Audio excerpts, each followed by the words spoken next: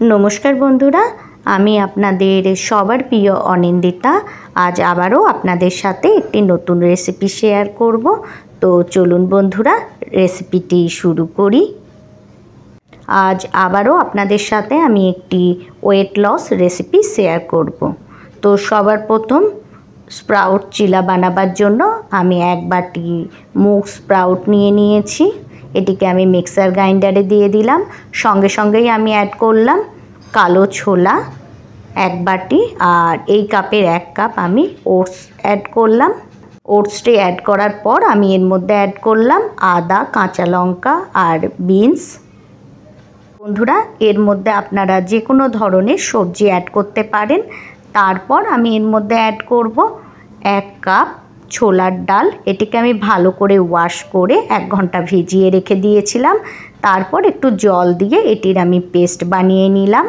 এই দেখুন বন্ধুরা, পেস্টটিকে আমি বাটিতে ট্রান্সফার করে দিলাম।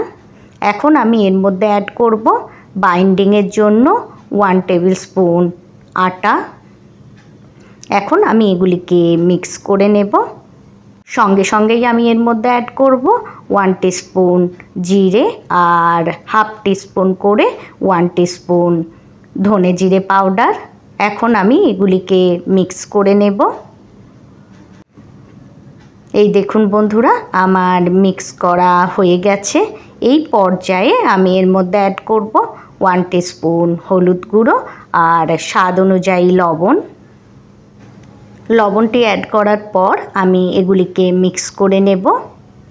বন্ধুরা, আমার চ্যানেলে আরও অনেক ওয়েট লস রেসিপি আছে, আমি লিংক ডেসক্রিপশন বক্সে দিয়ে দেব, আপনারা চেক করতে পারেন।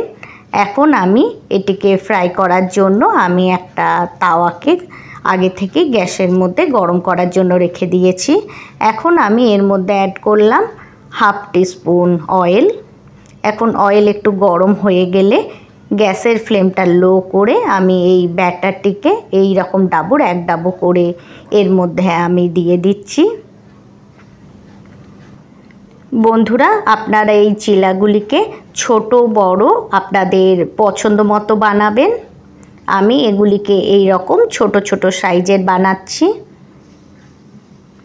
এখন এগুলি দিয়ে দেওয়ার পর আমি ওপর থেকে একটু একটু করে অয়েল দিয়ে দেব। এই টাইম অবশ্যই গ্যাসের ফ্লেমটা লোয়ে থাকবে। তারপর আমি এর ওপর থেকে দিয়ে দেব সাদা তিল। এটি দিলে এর স্বাদ অনেকাংশে বেড়ে যায়।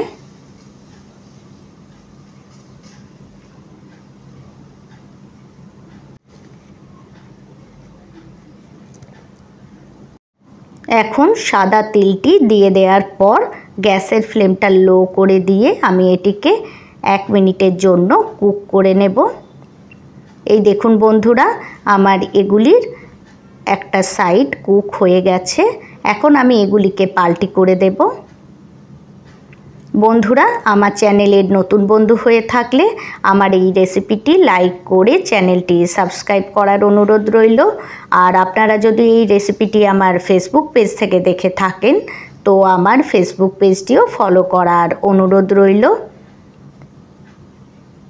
এই দেখুন, ধীরে ধীরে সমস্ত চিল্লাগুলিকে আমি পাল্টি করে দিলাম আর ওপর থেকে আমি একটু একটু করে অয়েল দিয়ে দিলাম। তারপর এটিকে আবারও ঢাকা দিয়ে লো ফ্লেমে আমি 1 মিনিটের জন্য কুক করে নেব।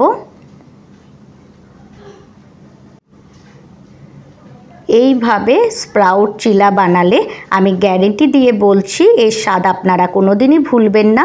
অবশ্যই আপনারা এইভাবে এই রেসিপিটি ট্রাই করবেন, আর ট্রাই করলে ফিডব্যাক আমার সাথে শেয়ার করবেন। আর বন্ধুরা, কমেন্টে জানাবেন আপনারা কোথা থেকে এই ভিডিওটি দেখছেন। এইভাবেই সমস্ত চিলাগুলিকে আমি ফ্রাই করে নিয়ে একটা প্লেটে ট্রান্সফার করে নেব।